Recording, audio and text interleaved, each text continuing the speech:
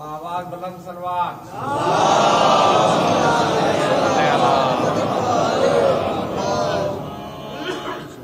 सूरतुल फातिहा।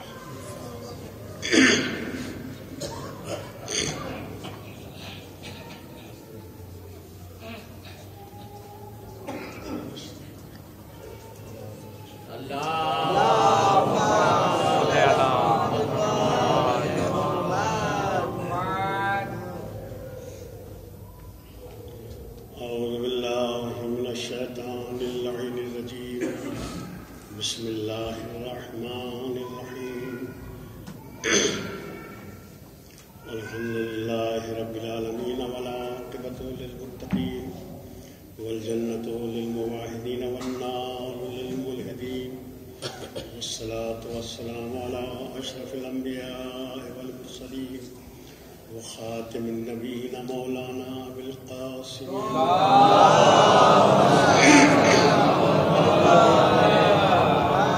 آله الطيبين الطاهرين الغر الميامين ولعنة الله على أعدائهم أجمعين. أما بعد فقد قال الله تبارك وتعالى وقوله الحق. بسم الله الرحمن الرحيم. إن الدين عند الله الإسلام.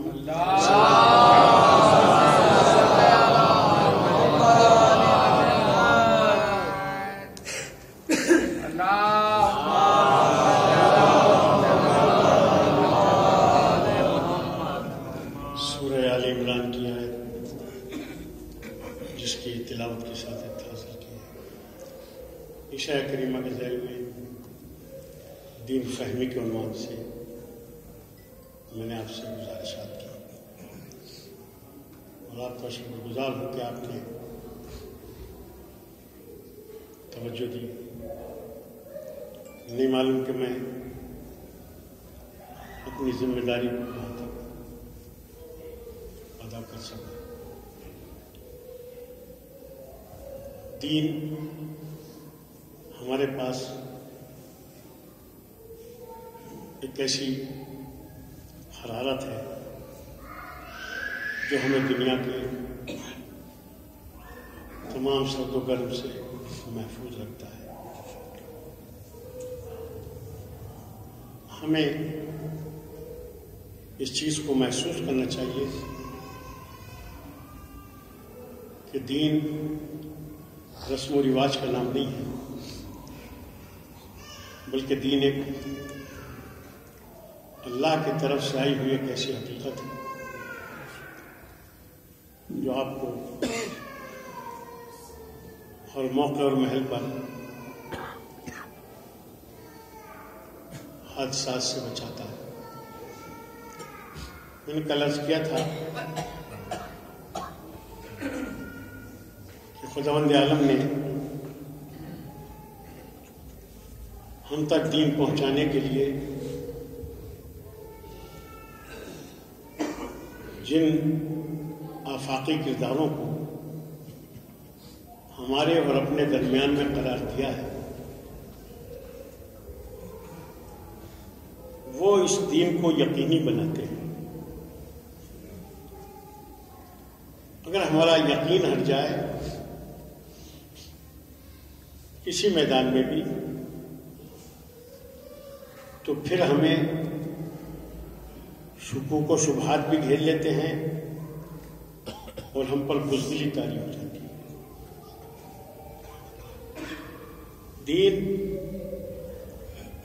بزدلی کو ختم کرنے آیا ہے اور جب تک یقین نہ ہو بزدلی آپ تک آ سکتی ہے. خداوند عالم نے ایسے کردار آپ کے اور ہمارے درمیان چکے آج آخری پیشکش ہے اور تھوڑا آج وقت کی مجھے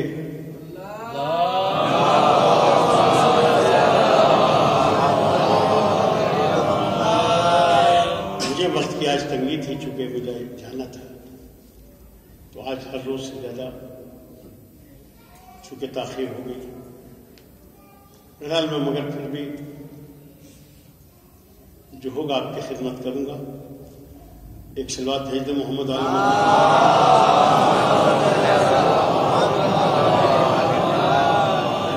اللہ نے اپنے اور ہمارے درمیان دین کو یقینی بنانے کے لیے جن کرداروں کو رکھا ہے وہ اتنے قابل یقین ہیں کہ قسم کھا کے یہ بات کہی جا سکتی ہے. ہم نے اس دین کو جن ذرائع سے حاصل کیا ہے اور جن ذریعوں سے ہم تک پہنچا ہے وہ کردار معصوم کردار ہے. معصوم کسے کہتے ہیں؟ معصوم کہتے ہیں اس کردار کو جسے قسم کھا کے کہا جا سکتا ہے کہ یہ اللہ کے پسندیدہ ہے. اللہ نے ان کو ہماری بھلائی کے لیے اپنے اور ہمارے درمیان میں قرار دیا ہے. اس لیے کل میں نے جیسا کہ عرض کیا تھا کہ مولا کائنات حضرت علی بن ابی طالب علیہ السلام جنہوں نے اپنے آفاقی کردار کے ذریعے ہم تک اپنے کردار کے ذریعے جو دین پہنچایا وہ کیسا تھا. اور جب تک آپ اور ہم سب مولا کائنات کے بارے میں اس طرح نہیں سوچیں گے آپ کا اور ہمارا بھلا ہونے والا نہیں ہے. ہم مولا کائنات کے اس کردار کے بارے میں جو کسی بھی کمزور انسان کو دیکھ کے اتنا کمزور ہو جاتا تھا لگتا تھا کہ ان سے زیادہ کمزور کوئی آدمی نہیں. اور آپ اس فارمولے کو اپنے درمیان میں آزما کے دیکھ لیں. کمزور کے سامنے آپ کمزور بن جائیے پھر کوئی فساد اور ہنگامہ ہوگا ہی نہیں. یہ سارے فساد ہنگامے اس لیے ہوتے ہیں کہ ہم اپنی انا اور ڈر میں رہتے ہیں. میں چونکہ یہاں بھی جہاں بھی جاتا ہوں اپنی مجلس اور بیان کو انہیں لوگوں سے متعلق رکھتا ہوں جو میرے سامنے ہوتے ہیں اور جو سامنے نہیں ہوتے ان سے کہنے کا کوئی فائدہ بھی نہیں ہے. اگرچہ ہماری مجالس کا ٹریڈ یہی ہے ہم ساری بات ان سے کرتے جو ہمارے سامنے نہیں ہوتے. ہم ان سے کہتے خوب مکے چلا چلا کے ساری باتیں ان سے کرتے ہیں جو ہمارے سامنے نہیں ہوتے. ان سے کوئی فائدہ نہیں ہے. یعنی ان مجالس کا فائدہ جب ہے جب ہم ساری بات اپنے آپ سے اپنے بھائیوں سے ایک دوسرے سے کریں. جو میں سمجھانا چاہتا ہوں آپ سمجھنے کی کوشش کریں. نہیں سمجھ پاتے ہیں تو بعد میں بات کی جا سکتی ہے. چونکہ ہماری مجالس کا طریقہ ہے کہ بیچ میں ادب و احترام باقی رہتا ہے. ایک تو بات اگر ایسی کوئی سننے کو ملتی ہے تو اس کا مطلب یہ ہے توجہ دیں گے آپ کہ بات پہنچ رہی ہے. بات پہنچ رہی ہے. ہم خالی یہاں اس لیے نہیں آتے کہ ثواب لینے آتے بلکہ ہم یہاں اس لیے آتے ہیں تاکہ ہم ان مجالس میں شرکت کر کے اپنے آپ کو اس دھارے سے ملا دیں جو دین کا دھارا ہے. جو دین کا دھارا ہے اس سے آپ اپنے کو ملائیں. دیکھیے آپ کا دین کتنا یقینی ہے. حضور اکرم صلی اللہ علیہ وسلم دین پہنچانے کے لیے جتنا زور صرف کیا ہے آپ ایسے میں متوجہ رہیں گے جتنا سارا دین پہنچانے پر آپ نے زور دیا ہے اتنا ہی اس مسئلے پر اکیلے پر دیا ہے. جب میں نہیں رہوں گا تو یہ امت کو دین کہاں سے ملے گا. یہ اہتمام تھا دین کا. جب میں نہیں رہوں گا تو یہ دین تمہیں لینا کس سے کہاں سے لینا ہے.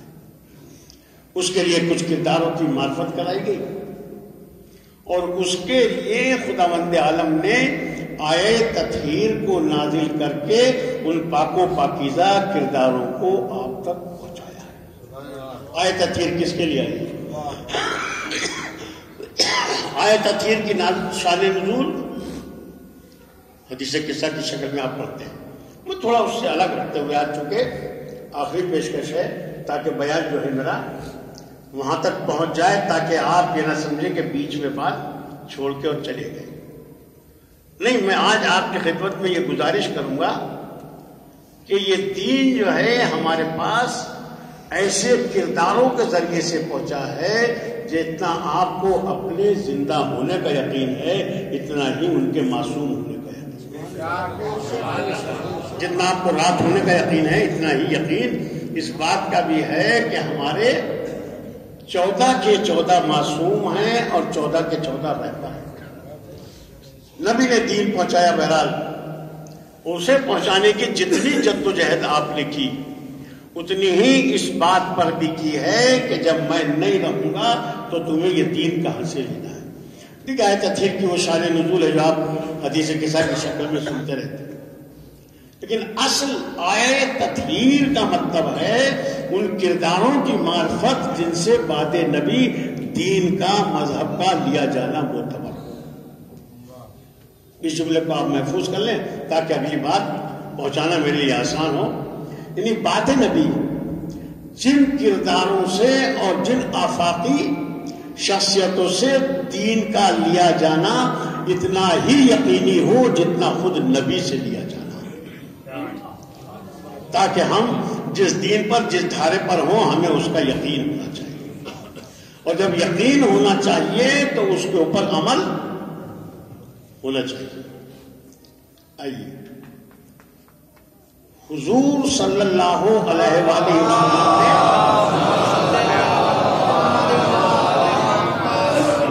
جس دن اپنا پہلا پیغام پہنچایا اسی دن یہ بتانا ضروری سمجھا میں نہیں ہوں گا تو تمہیں میرے بعد دین کس سے لینا ہے، تاکہ یہ امت بعد نبی انتشار کا شکار نہ ہو، تاکہ بعد نبی امت خود کسی فیصلہ کرنے کے لیے نہ اتر آئے، بلکہ نبی ایسے واضح پیغامات کے ذریعے یہ امت کو پہلے دن بتا دینا چاہتے تھے تاکہ کوئی یہ نہ کہے کہ ہمیں تو یہ بات تو پتہ ہی نہیں تھی کہ یہ اپنے بعد علی کو بھی بنا دیں گے، اپنے بعد یہ مولا علی کا اعلان کریں گے، ہمیں یہ بات پتہ نہیں تھی، اگر ہمیں پہلے سے پتہ چل جاتا تو ہم مثلا کچھ سوچتے۔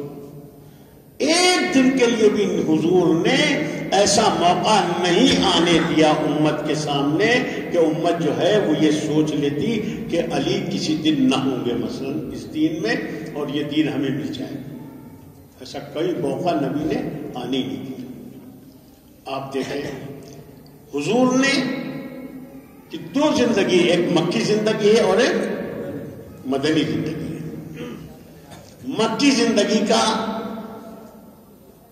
اور حال ہے اور مدنی زندگی کا اور حال ہے۔ مکے میں نبی بہت کھل کے واضح طور پر دین کو نہیں پہنچا سکتے تھے، اس لیے نبی وہاں پر جہاں کوئی مل جاتا تھا اس کو بتا دیتے تھے، لیکن مجمع عام میں کھڑے ہو کر دین کو پہنچانا یہ مکے کی بعد کی زندگی ہے، جو نبی کی 2 ہی زندگی، ایک مکی اور ایک مدنی۔ مکی زندگی کا مطلب ہے قرآن بھی 2 حیثیتوں سے، ایک مکی اور ایک مدنی، آیات مکی ہیں مدنی ہیں۔ مکی کا مطلب یہ ہے جو ہجرت سے پہلے نازل ہوا ہے وہ سب قرآن مکی، اور جو ہجرت کے بعد نازل ہوا ہے وہ سب مدنی ہے۔ ٹھیک، جو قرآن کی تلاوت کرتے وہ جانتے ہیں مکی مدنی کیا ہے، لیکن جاننا سب کو چاہیے، جاننا سب کو چاہیے۔ مکی اور مدنی کا مطلب ہے مدنی جو مدینے میں آیتیں نازل ہوئی بعد ہجرت۔ ہجرت کہاں سے ہوئی؟ مکے سے مدینے کی طرف۔ حضور ہجرت کر کے مکے سے مدینے کی طرف تشریف لاتے ہیں، اور وہاں آنے کے بعد آپ کھل کے ببانگے دہل اسلام پہنچانے کے لیے پوری قوت صرف کرتے ہیں اور کھل کے دین بتاتے ہیں۔ اب مولا کائنات حضرت علی ابن ابی طالب علیہ السلام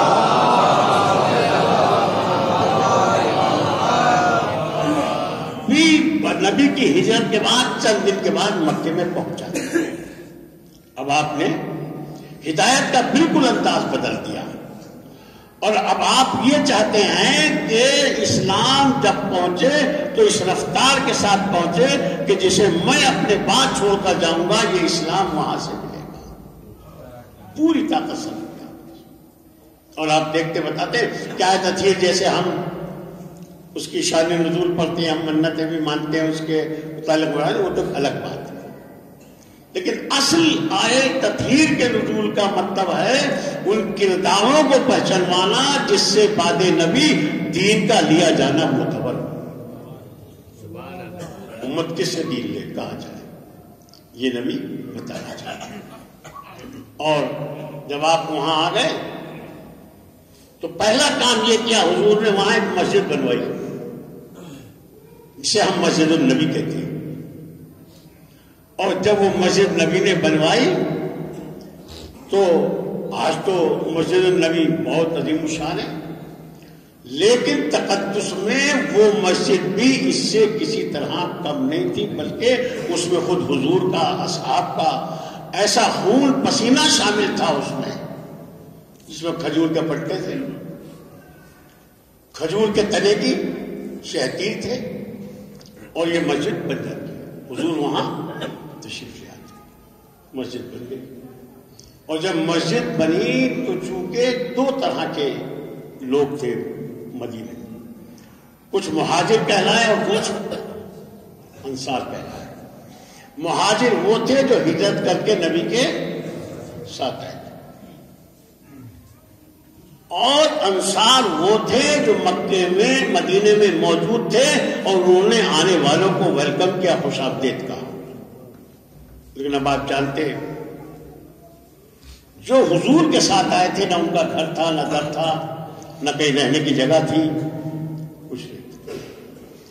البتہ انصار نے بہت بڑا تعاون کیا کہ بعض نے اپنے گھر کے لیے رہنے کی اجازت دے دی اپنے گھر میں. یہ اسلام کا وہ بھائی چارہ تھا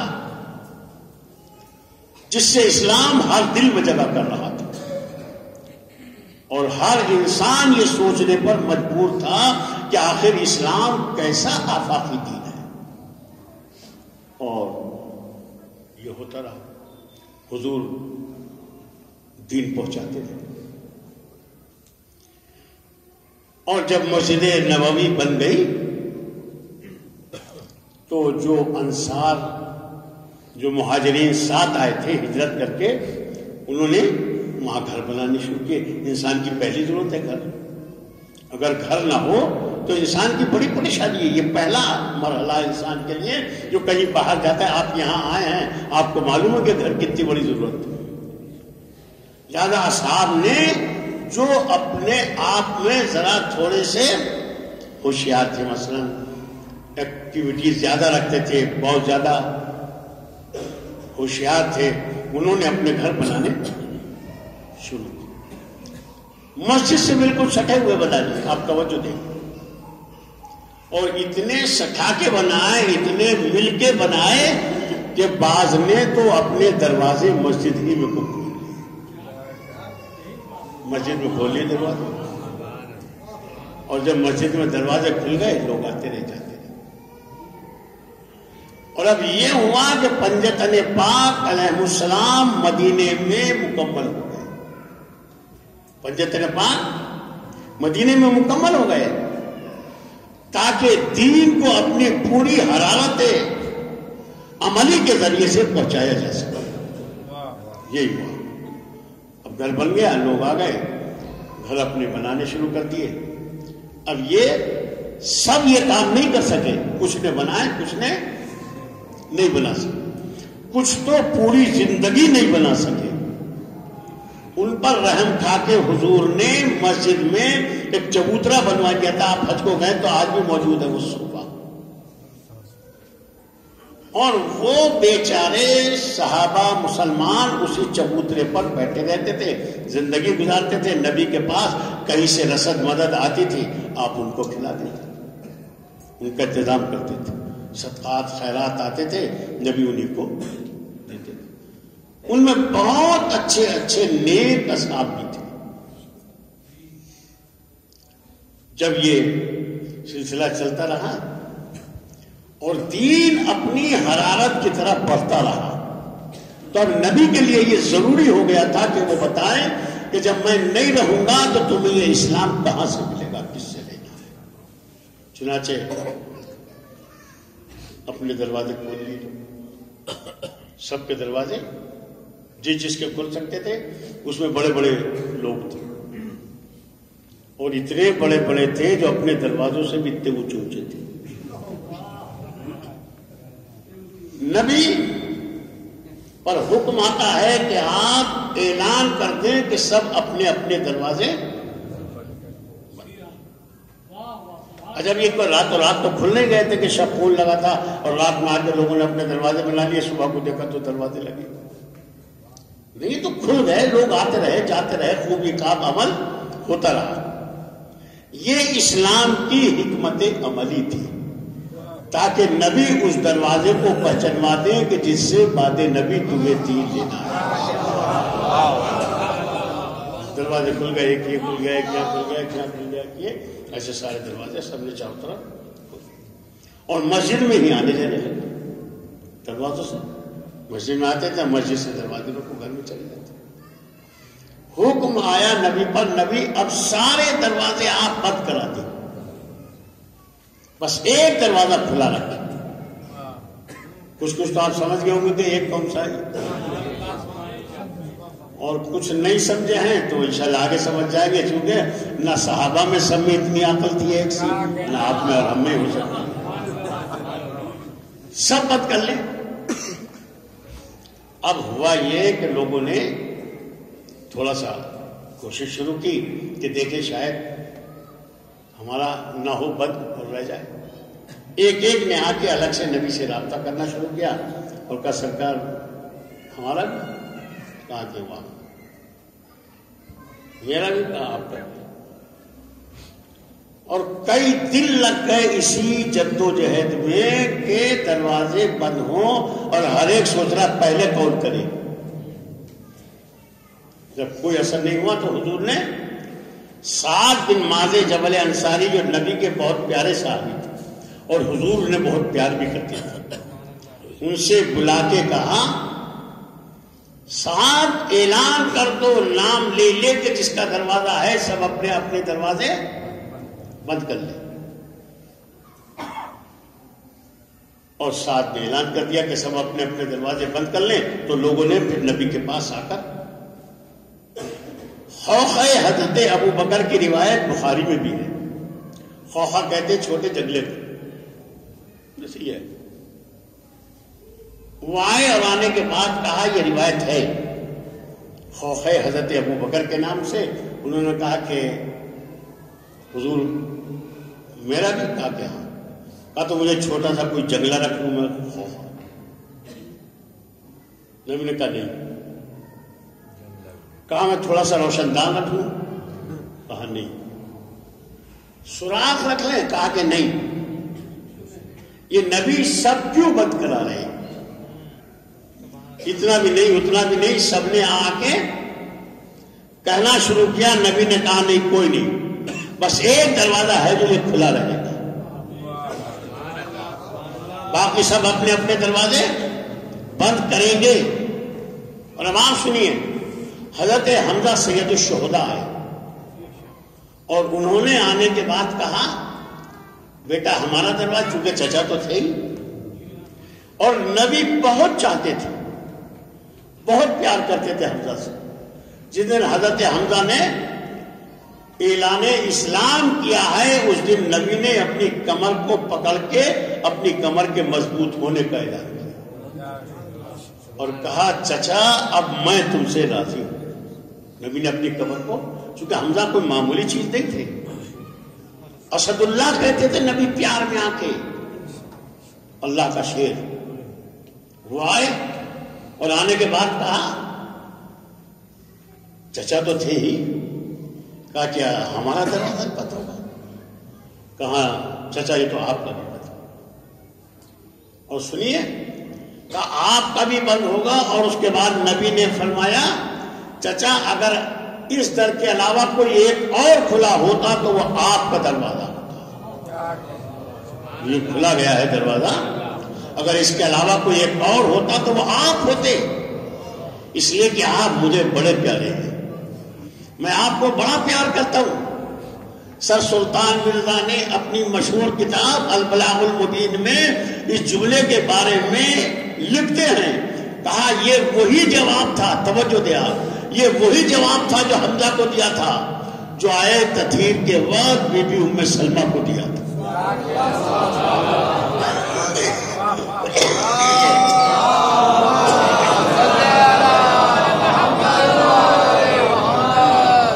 فرمایا تھا ام سلمہ تم مجھے بہت پیاری ہو اور خیر پر ہو، انک علی الخیر، لیکن چادر میں نہیں آ سکتی، چادر میں نہیں آ سکتی، یہ الگ سے مسئلہ ہے، یہ الگ مسئلہ ہے، چادر میں نہیں آ سکتی، لیکن تم خیر پر ہو، میں تمہیں بہت چاہتا ہوں۔ یہی جواب حضرت حمزہ کو دیا تھا نبی نے، چچا تم مجھے بہت پیارے ہو مگر دروازہ آپ کا بھی بند ہوگا۔ اس کا مطلب یہ ہے کہ یہ کوئی اور مسئلہ ہے، یہ خالی دروازے میں آنے اور جانے کا مسئلہ نہیں ہے، تاکہ لوگ شاید یہ سمجھتے ہوں کہ اس لیے نبی نے بند کرایا تھا کہ حالت نجاست میں لوگ نہ آئیں، آج بھی یہ مسئلہ تو آپ نہیں آ سکتے۔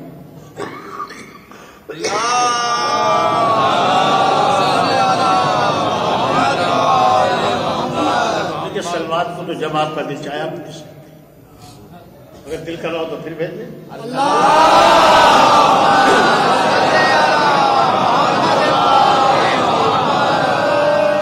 دیکھیے ایک ہے صلاۃ اور ایک ہے، صلاۃ کہتے ہیں نماز کو، اور صلوات یہ ہے جو کہ آپ بھیجتے ہیں۔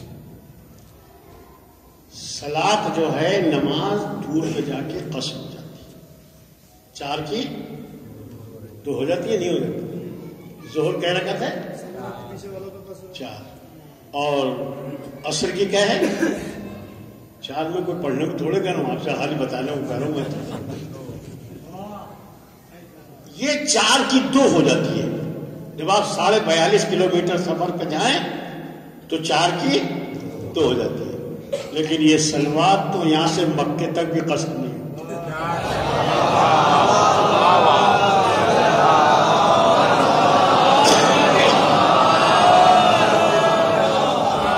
شاید جو پیچھے بیٹھے وہ سمجھ رہے ہوں گے کہ ہم پہ قصر ہوگا، تو حضور نے آپ کو بند کر لیا، جو نبی کو جانتا ہے اور حکم دین کو جانتا ہے اسے کوئی تردد تو نہیں ہو سکتا، لیکن لوگوں نے اب کنوینسنگ شروع کی کہ ہمارا نبی نے کہا سب کے بند ہوں گے، یہ خالی نجاست کی وجہ سے نہیں تھا، ورنہ آج بھی ہے، آج کوئی آتا ہے نہیں مسجد میں، ایسے اگر کسی کو اپنے جنابت کا نجاست کا یقین ہے تو کوئی آ جائے گا مسجد میں، کوئی نہیں آنے، تو حکم دے دیا اسلام نے، کوئی نہیں آتا، اور اگر آپ کھینچ کے بھی لائیں گے نا زبردستی، وہ پیچھے کو بھاگے گا، کپڑے چھوڑائے گا، بھائی میں نہیں جا سکتا، میں اس لائق نہیں، تو صحابہ بھی اس کام کو کر سکتے تھے، مگر مسئلہ یہ ہے خالی ایک یہی وجہ نہ تھی، اور اگر یہ بھی تھی تو جو دروازہ کھلا ہے اس کا مطلب یہ اس سے نجاست کبھی نہیں آئے گی، اس لیے کہ آئے تطہیر ان کرداروں کے اوپر گواہ ہے، لیکن آپ اندازہ لگائیں جو دروازہ کھلا ہے وہ کس کس کا ہے، علی کا، فاطمہ کا، حسن کا، حسین کا، اور فضہ کہاں جائے گی، میں فضہ بھی تو اسی گھر میں رہتی تھی، اس کا مطلب یہ جو بڑے بڑے شاہوں کو مرتبہ نہ ملا اسلام میں وہ ان کی کنیزوں کو حاصل تھی، وہ عظمت و طہارت انہیں حاصل تھی، چنانچہ مت کر لیں، حضرت بکر نے کہا میں سوراخ رکھتا ہوں، تو سوراخ سے کیا ہوگا، سوراخ سے تو کچھ بھی نہیں ہو سکتا، لیکن نبی نے کہا اسے بھی بند کرو. سوراخ سے کوئی آدمی تو نہیں آ سکتا, سانپ واپ تو آ سکتا ہے لیکن آدمی تو نہیں آ سکتا. نبی نے کہا نہیں یہ بھی بند ہوگا. کیوں؟ توجہ دے, نبی چاہتے یہ تھے کہ میرے بعد کوئی اسلام لینے کے لیے دوسرا سوراخ بھی بند ہو جائے, تاکہ یہ نہ کہتے ہم نے نبی کو ایک دن اس سوراخ سے دیکھا تھا کیسے نماز پڑھ رہے تھے. سب کے تو چھوٹے چھوٹے سوراخ بھی بنتے, انہیں کیا پتا کیسے پڑھ رہے تھے. جو دروازہ کھلا ہے ان کو معلوم ہے کہ نبی نماز میں ہاتھ کہاں رکھتے تھے. لہذا بعد نبی ان سے دین لیا جا سکتا ہے اور یہی معتبر دین ہے.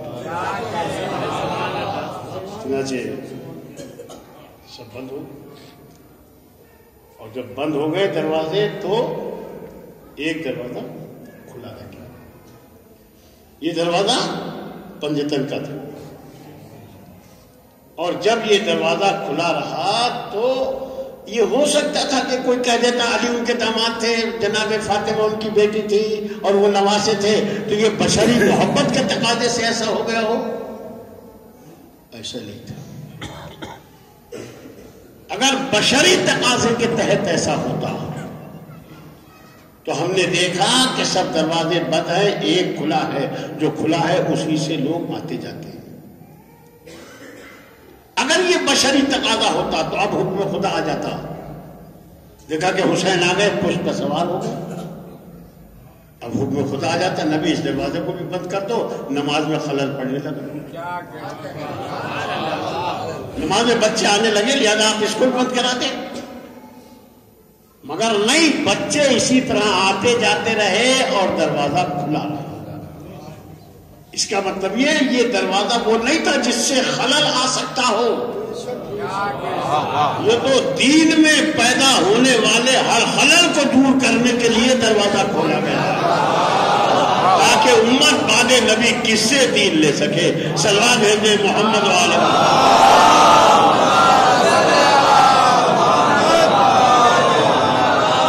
شکر خدا ادا کیجئے, آپ کے پاس وہی دین ہے,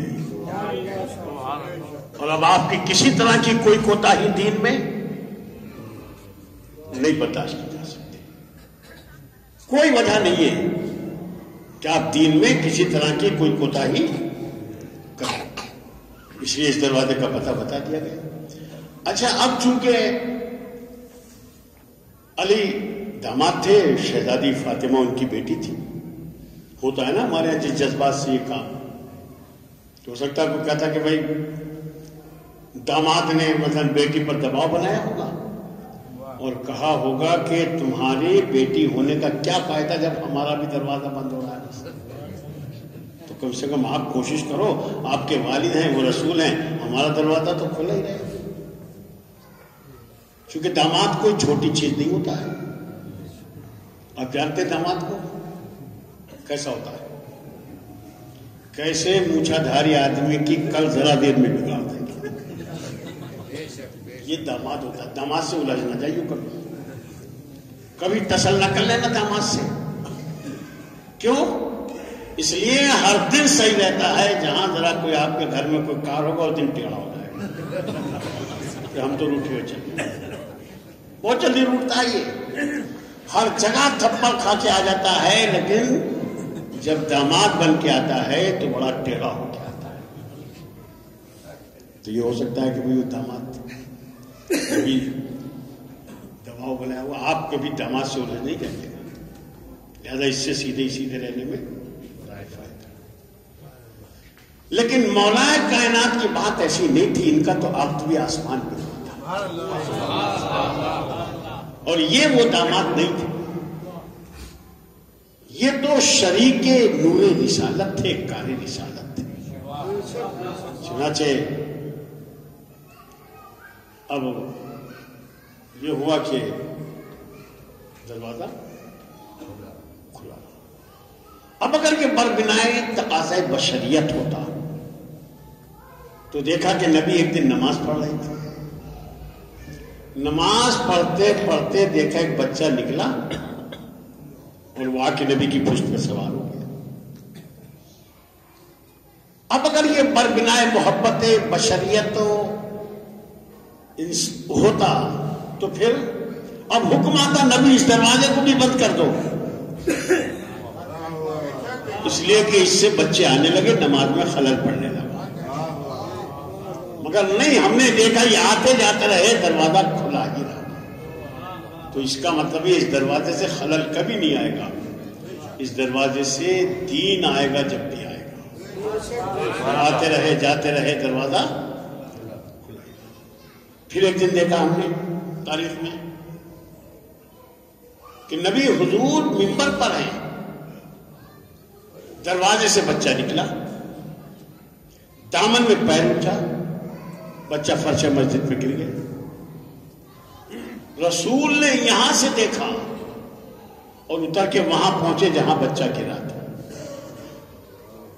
اور جا کے اٹھایا، اٹھا کے لے کے آئے، منبر پر لائے۔ کہ یہ نہیں ہو سکتا تھا کہ بچہ گرا تھا تو نبی کسی سے کہہ دیتے کہ مطلب آپ اٹھا دو؟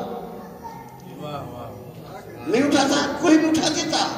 ابھی تو حضور زندہ ہیں، ابھی تو کوئی بھی اٹھا دیتا، اور اٹھاتا نہیں بلکہ تاریخیں لکھ دیتی اور فخر کرتے اپنے آبا و اجداد پر کہ جب حسین گرے تھے رسول کا نواسا تو ہمارے ابا نے اٹھایا تھا۔ زیادہ ہمیں اسلام میں کچھ دے دو، اتنی بات پہ تو پتہ نہیں کیا کیا لے بھاگے لوگ۔ لیکن بچہ گرا تو نبی خود پہنچے، کیوں؟ اس لیے کہ بچہ نہیں گرا تھا۔ بچہ گرتا تو نبی کسی سے بھی اٹھوا لیتے، بچہ تھوڑے گرا تھا، یہ تو کل کا آنے والا اسلام کا مقدر گرا تھا۔ کل کا آنے والا کون گرا تھا؟ یہ بچہ نہیں گرا تھا۔ بچہ گرتا کسی سے بھی اٹھوا لے، مگر یہ کل کا امام گرا تھا۔ نبی نے کہا کہ کوئی نہیں اٹھائے گا، اسے میں اٹھاؤں گا، اس لیے کہ کل کو جب رسالت گرے گی تو یہ امامت اٹھائے گی، اور جب امامت گری ہے تو رسالت بلند کرے گی۔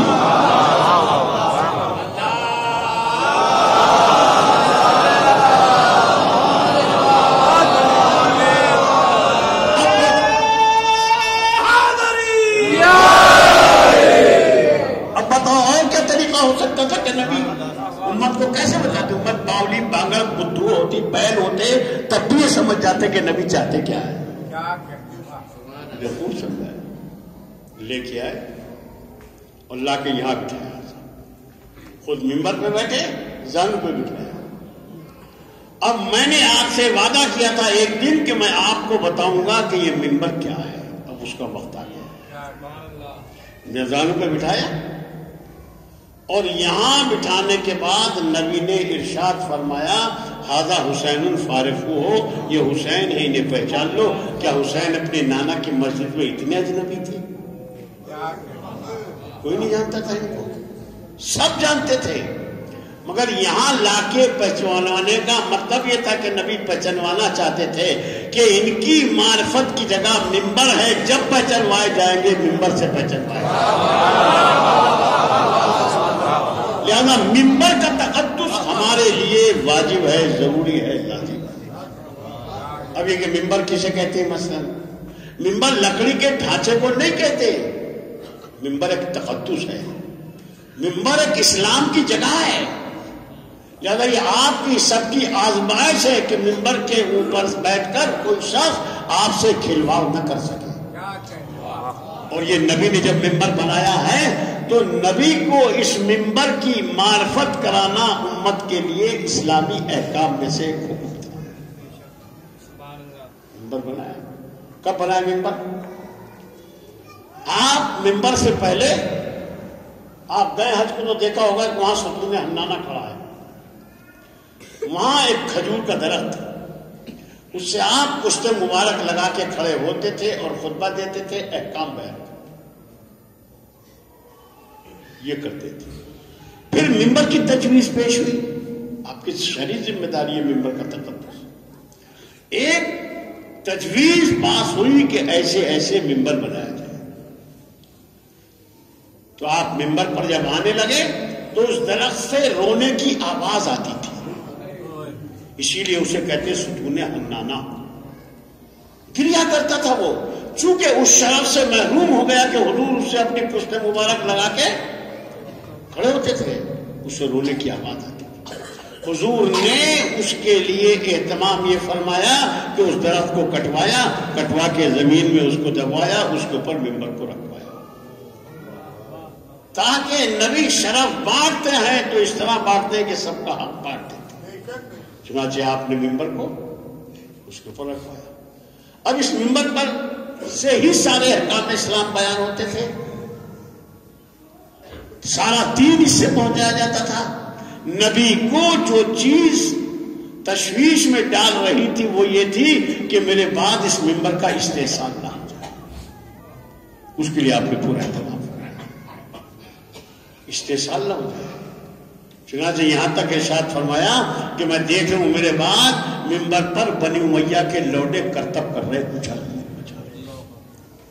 ممبر بڑی احترام کی جگہ ہے،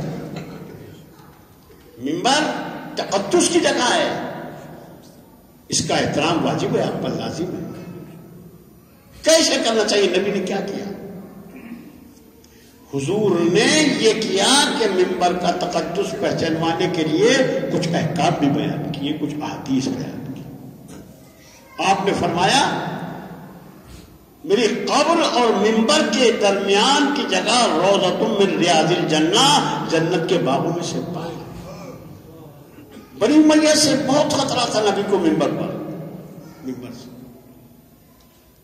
اور اس کے لیے بارہا آپ نے احادیث اور احکام بیان فرمائے۔ آپ ممبر پر جاتے تھے اور احکام بیان کرتے تھے۔ چنانچہ یہ ہوا تو نبی نے ارشاد فرمایا کہ میں دیکھ رہا ہوں کہ میرے بعد ممبر پر بنی امیہ کے لوڈے کرتب کرنا ہے۔ یہ خطرہ تھا نبی کو، اسی لیے اس کو بچانے کے لیے آپ نے بڑے جتن کیے اور پہچانوایا اس کو۔ چنانچہ ایک دن، یہ شیعہ سنی سب کیا روایت، ایک دن ایک صاحب کو جنہیں ممبر پر جگہ نہیں تھی اور نہیں بیٹھنے دینا چاہیے تھا، وہاں بیٹھے ہوئے کس نے دیکھا؟ امام حسن نے دیکھا۔ کون بیٹھا تھا؟ کچھ پتا ہے آپ کو یا بتانا پڑے گا؟ نہ بتائیں تو اچھا، آپ کو اگر پتا ہے تو سمجھ جائیں، حضرت عمر بیٹھے، وہ کچھ بیان کر رہے تھے تو امام حسن نے نیچے سے کہا، یہ ذمہ داری تھی آپ کی منصبی کے، جو نانا نے جس لیے کام کیا تھا، یہ کہا کہ میرے باپ کے ممبر سے اتریے اور اپنے باپ کے ممبر پہ جائیے، کہا کہ ہمارے باپ کا تو کوئی ممبر ہی نہیں ہے۔ کہا نہیں، تو بیٹھنے کا شوق کیوں ہو گیا آپ کو؟ یہ ہمارا ممبر ہے، یہ ہمارے ابوجد کا۔ یہ امام حسن نے پڑھنا بتا گیا تو کہ ہر دور میں ذمہ داری بنتی ہے تمہاری، تاکہ ممبر کا تقدس باقی رہے۔ دیکھیے ممبر پر جو بیٹھتا ہے وہ خود تو کوئی نہیں بیٹھا تھا، میں خود تو نہیں آ گیا، آپ بٹھاتے ہو نا، آپ کی ذمہ داری ہے نا۔ اور کیا مجبوری ہے ایسی، کیا پریشانی ہے؟ ذات ماتم پڑھ لو مگر غلط مت سنو۔ ذات ماتم ہماری بہت دن تک ہماری عزاداری کو اس لیے تھاما ہے، مراسی نے تھاما ہے، لیکن یہ آپ کی ذمہ داری کہ کون آتا ہے؟ خود کوئی نہیں آتا، آپ پڑھاتے، یہ آپ کی آزمائش ہے، یہ آپ کا امتحان ہے، یہ آپ کی ذمہ داریوں میں سے۔ کون کون کیسا کیسا آ کے کیا کیا کہہ کے آپ کے درمیان سے چلا جاتا ہے، آپ کو اس کا یا تو احساس نہیں ہے یا پھر آپ کی ہمتیں پست ہیں۔ اور جو اتنی پست ہمت رکھتا ہے اسے کربلا کو سمجھنے کا چاہیے کہ کوشش کرے کربلا کیا چیز ہے۔ چنانچہ ایک دن اور ایک صاحب بیٹھے تھے، تب امام حسین نے ٹوکا تو ٹوک کے بتایا کہ ممبر مقدس جگہ ہے، ممبر تقدس کی جگہ ہے، خالی لکڑی کے ڈھانچے کو ممبر تھوڑی کہتی ہے، ممبر ایک مقدس جگہ ہے۔ شہید مطہری نے خطبہ اور ممبر کے نام سے پورا ایک بہترین 2 مقالے لکھے جنہیں آپ کو سمجھنا چاہیے۔ اسلام میں ممبر کی ایک تقدس ہے، خطبے کی اسلام میں تقریر کا ایک مقام ہے، واحد اسلام ایسی چیز ہے اور ایسی بازمت جس نے ممبر اور خطبے کو عبادت کا درجہ دیا ہے. آپ کیا جمعہ ہوتا ہے 2 خطبے پڑھے جاتے ہیں؟ نہیں پڑھے جاتے. پڑھے جاتے. کبھی آئے ہو تو دیکھا ہوگا آپ نے, اس سے پہلے 2 خطبے پڑھے جاتے. نماز جمعہ ظہر کے بدلے میں نا, ظہر کیا رکعت ہے اور جمعہ 2 رکعت. ظہر 4 رکعت ہے اور جمعہ 2 رکعت ہے. یہ 2 رکعتیں کہاں چلی گئی؟ 2 رکعت جو کہ بدلے میں 2 خطبے رکھے گئے ہیں. اس کا مطلب یہ ہے نماز جیسا تقدس حاصل ہے اسلام میں خطابت کو, خطبے کو بڑا اہم مرتبہ اس کا. اور یہ نہیں ہو سکتا کہ نماز اور خطبہ الگ الگ پڑھ سکے. جو خطبہ پڑھے گا وہی نماز پڑھائے گا. اس کا مطلب یہ خطابت کو اسلام میں درجہ و مرتبہ حاصل ہے. اب ہمارا مسئلہ کیا ہے؟ مسئلہ ہمارا تو اور ہی کچھ مسئلہ ہے. ہم یہ سمجھتے ہیں کہ جو نماز پڑھاتا ہے اس سے تو ہم اجازت مانگتے ہیں کہ مولوی صاحب پہ اجازت ہے. آپ جس کے پیچھے نماز پڑھتے ہیں اس سے اجازت مانگتے ہیں, اجازت ہے. اور جو مجلس پڑھتا ہے اس سے یہ بھی نہیں پوچھتے کبھی اسکول کے سامنے یا پیچھے سے بھی گزرے. کیوں؟ آپ سمجھتے ہیں نماز کے لیے اجازت کی ضرورت ہے. کیوں؟ تاکہ غلط آدمی نماز نہ پڑھاتے تو کیا ہو جائے گا؟ غلط پڑھا دے گا تو 2 رکعت نماز ہی تو خراب کر دے گا. بس کیا کر دے گا؟ 2 رکعت نماز خراب ہو جائے گی, پھر پڑھ لینا. معلوم ہوا صبح کو نماز پڑھ کے کہ پیش نماز صاحب جو تھے وہ عادل نہیں تھے, تو کیا ہوا؟ 2 رکعت نماز خراب ہو گئی, پھر پڑھ لینا. لیکن جو یہاں تک آتا ہے اس سے آپ نے کبھی اجازت نہیں مانگا. یہ آپ کی نماز نہیں بگاڑتا, یہ آپ کی فکریں بگاڑتا ہے, یہ آپ کے ذہنوں کو بگاڑتا ہے.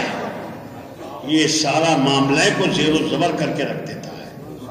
اس سے کبھی نہیں پوچھا اجازت ہے یا نہیں ہے جناب کے پاس. یہ کیوں ہوا؟ یہ کیسے ہو گیا؟ شہید مطہری لکھتے کہ ان سے بھی اجازت, ان کے پاس بھی کہیں نہ کہیں سے کوئی ایسی مرکزی جگہ ہو جہاں سے ان کے پاس ایک ایسا حق نامہ ہونا چاہیے کہ تاکہ یہ ممبر پر آ کر دین اور حق بتا سکے. میں آپ کے سامنے بیٹھا ہوں اور جب میں سامنے بیٹھا ہوں تو آپ کی کوتاہی کا نتیجہ ہے یا آپ کی سمجھداری کا 2 ہی باتیں ہیں. ہم اجازت مانگتے ہیں پیش نماز کا اجازت. پیش نماز کا سب سے بڑا اجازت یہ ہے جو آپ کے درمیان میں مہینوں برسوں رہتا ہے اور آپ نے اس کے لیے کوئی ایسی چیز نہیں دی کہ یہ اجازت ہے. یہ اجازت مولانا آپ کے یہاں کئی سال سے؟ آپ کے سامنے کئی سال سے مول صاحب ہیں. کسی آدمی کو پہچاننے کے لیے کتنے دن چاہیے؟ اور منبر پر کسی انسان کو کتنی تقریریں چاہیے سمجھنے کے لیے؟ ایک دو تقریر میں تھیلے کی بلی باہر آ جاتی ہے, پتہ چل جاتا ہے. اس لیے مجھے معذرت کے ساتھ آپ سے بہت ہی اس کے ساتھ, اور میں قسم شریک کھا کے ممبر سے کہہ سکتا ہوں کہ میں آپ کو یہ بتانے کی کوشش نہیں کر رہا ہوں کہ میں اس لائق ہوں. میری بھی اگر کوتاہی ہے تو آپ اس کو مجھے آگاہ کر سکتے ہیں, بس آپ بات کر سکتے بات. لیکن ایک چیز سمجھنے کی ہے اور وہ یہ ہے کہ یہ جو ادا ہے, جو مجالس ہیں, جو یہ اس وقت کا مجمع ہے, یہ سب حسین مظلوم کے صدقے سے یہاں تک پہنچا ہے. اور آپ کا آنا بہت بڑی بات ہے, یہ کوئی چھوٹی موٹی بات نہیں ہے کہ اتنے مجمع کو اکٹھا کرنے کے لیے آپ کو کیا کرنا پڑتا ہے. ذرا آزاداری سے ہٹا کے مجمع اکٹھا کیجیے, اگر کر دیا تو میں نے جانا. آپ سمجھتے ہو کہ ہم بلا لیں گے؟ میں نہیں سمجھتا کہ آپ بغیر دعوت نامے کے بلا لیں گے. آپ کتنے بھی بڑے ہیں, خالی اعلان کیجئے کہ میرے بیٹے کی یا بیٹی کی شادی آپ آ جائیے، خالی اعلان پہ 10 بھی نہیں آئیں گے. کیا جائیے بس میں اعلان کر رہا ہوں، غیرت دار کوئی نہیں آئے گا، بے غیرت کی میں بات نہیں کرتا. یہ حسین کا اثر ہے جو انہوں نے قائم کیا ہے دلوں کے اوپر. آتے ہیں اور جہاں جگہ مل جاتی ہے وہی بیٹھ جاتے ہیں. آپ اپنے ہاں بلائیے اور بیٹھک پہ آپ کے کوئی آئے آپ کے ڈرائنگ روم میں اور آپ صحیح سے بیٹھنے کے لیے نہ کہیں کل کو پھر نہیں آئے. یہ حسین کی شہادت عظمیٰ کا اثر ہے، جسے جگہ جہاں مل جاتی ہے وہ بیٹھ جاتی ہے.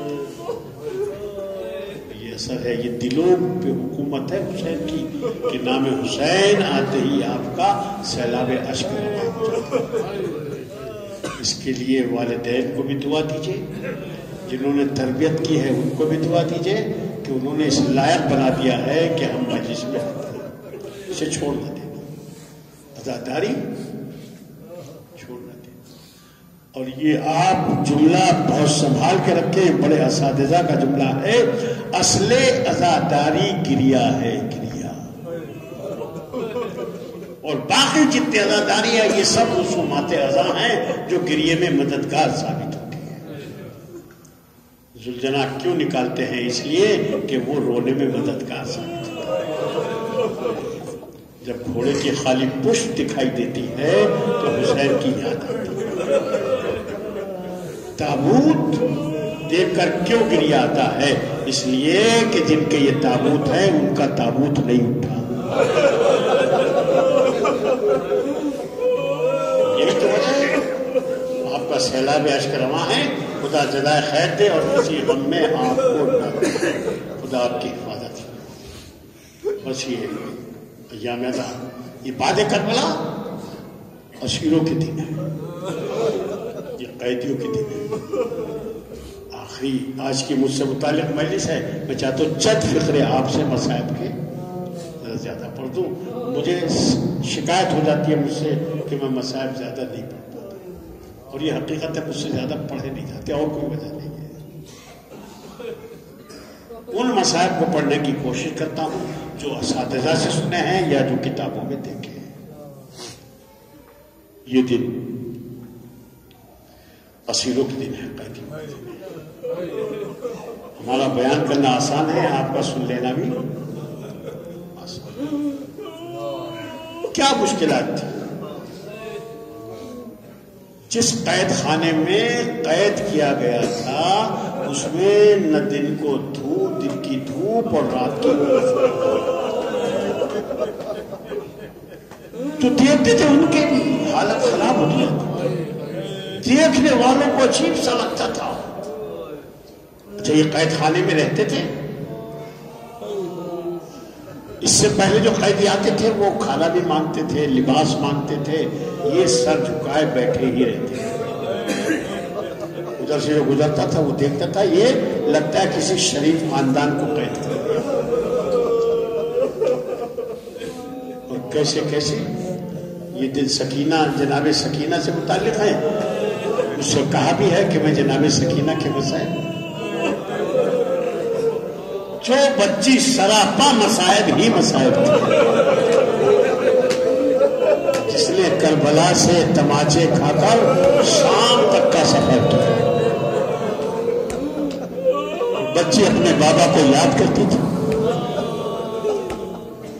آپ صاحب اولاد ہیں نا، آپ تصور کریں ذرا، ننھی بچی. روایت میں ہے کہ ایک دن بچی نے بابا کو، حسین کو سکینہ نے خواب میں دیکھ لیا اور دیکھا تو بچی روتی ہوئی روتے روتے اٹھ کے بیٹھ گئی. اور جب بچی روئی تو اوروں نے بھی بچی کی آواز میں آواز ملائی اور گریے کا شور بلند ہونے لگا. آواز یزید کے محل تک پہنچ گئی. اس نے کہا دیکھو یہ کون ہوتا ہے، آخر ہماری نیند میں خلل پڑتا ہے. آئے دیکھنے کے لیے، پوچھا کیا بات ہے؟ کہا کہ حسین کی بچی نے اپنے بابا کو خواب میں دے دیا، اور سکینہ یہ دیکھ کر خواب میں اٹھ کے بیٹھ گئی اور کہنا شروع کیا، ہائے میرے بابا ابھی تو یہاں بیٹھے تھے، کہاں چلے گئے، کہاں چلے گئے میرے بابا، ابھی تو یہیں تھے۔ رونا شروع کیا تو ہوا یہ کہ بچی کی تسلی کے لیے باپ کا سر بھیجا جائے، کہیں دنیا میں دیکھا ہے کہ تسلی کے لیے سر آتا ہے؟ اور بچی نے جیسے ہی سر کو دیکھا دوڑ کے سینے سے لگا لیا اور یہ کہنا شروع کیا، میرے بابا ابھی تو بیٹھے تھے، یہ کیا ہو گیا، یہ کیا ہو گیا، ابھی تو میرے بابا بیٹھے تھے آپ۔ سکینہ نے اور رونا شروع کیا، زینب نے اور رونا شروع کیا، اور باپ کا سر لے کے روتے روتے سکینہ زمین کے اوپر لیٹ گئی۔ جناب سیدانیوں نے سمجھا بچی شاید تھک گئی ہے، تھک کے بچی بے ہوش ہو گئی ہے۔ جناب رباب آگے بڑھی اور اب جو دیکھا تو بچی ایک طرف تھی، سر ایک طرف۔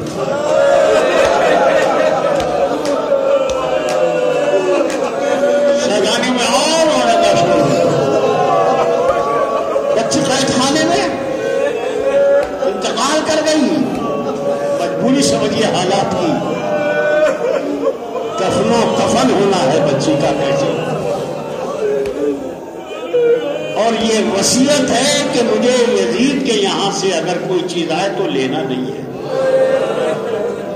چنانچہ انہی کپڑوں میں سکینہ کے دفن کا انتظام ہوا، اور یہ وہ معاملہ تھا جو کربلا میں مصائب ہوئے تھے، ان میں سے یہ مصیبت باقی تھی۔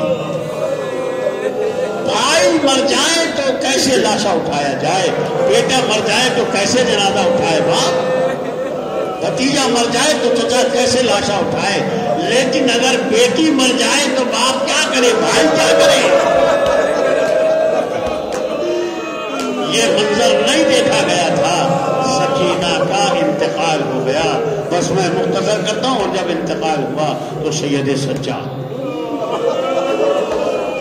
بھائی نے بہن کا لاشا نہیں اٹھایا تھا، مگر یہ قید خانہ شام میں ہوا، قید خانہ شام میں ہوا، ننھا سا لاشا، سکینہ نے وصیت کی تھی، لاشا اٹھایا جاتا ہے اور دفن کیا جاتا ہے اسی قید خانے میں۔ قید خانے میں لاشا دفن ہو گیا، اور اب سب جائیں گے مگر سکینہ نہیں جائے گی۔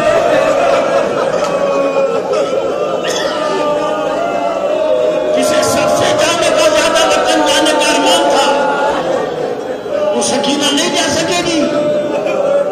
یہ وہی تو ہے جو شام کو پھپھی زینب سے پوچھتی تھی، وہ اپنی اماں یہ پرندے کہاں جا رہے ہیں،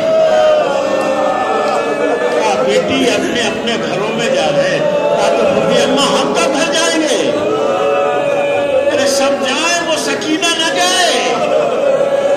کتنے درد و علم کا یہ منظر تھا۔ بس میرے عزیزو قید خانہ شام میں ننھی سی قبر بن گئی، جب قبر بن گئی تو اب قید خانے سے چھوٹ کے اہل حرم چلے، جب اہل حرم چھوٹ کے چلے قید خانے سے تو عالم یہ تھا کہ ایک ایک بی بی قبر سکینہ پہ آتی تھی، رخصت کے لیے قبر سکینہ پر آتی تھی، ایک ایک بی بی آئی، سب نے نو ماتم کیا۔ زینب آئی اور آنے کے بعد کہا بیٹی بڑا ارمان تھا وطن جانے کا، سب جانے تم نہیں چلو گی۔ ہوا یہ کہ ایک مرتبہ جناب رباب آگے بڑھی، صاحب اولاد ہو، اور رباب آگے بڑھی اور آ کے قبر سکینہ پر بیٹھ گئی، بیٹھ کے کہا قافلے والوں خدا حافظ، جاؤ میں تو یہی قبر سکینہ پہ رہوں گی۔ جناب زینب نے کہا بھابھی چلو، قافلہ چلنے کو تیار ہے۔ ایک مرتبہ جناب رباب نے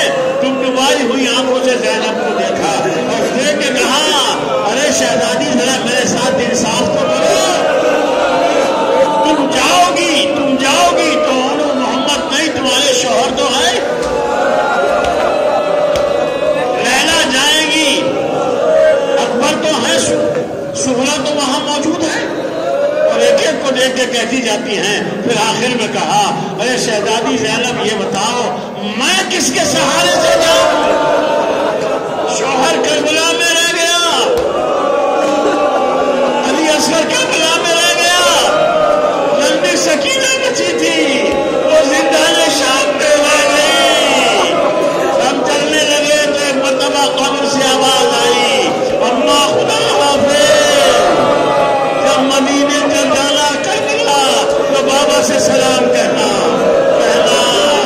بابا ننھی سی جان قید خانے میں روتی تھی، ہچکیاں لیتی تھی، میں یاد کرتی تھی سب گئے سکینہ الہی بحق الزہرا ابھی معبود ان آوازوں پر رحمت ڈالی تیرے پیارے کے عزادارے کو محمد اللہ علیہ وسلم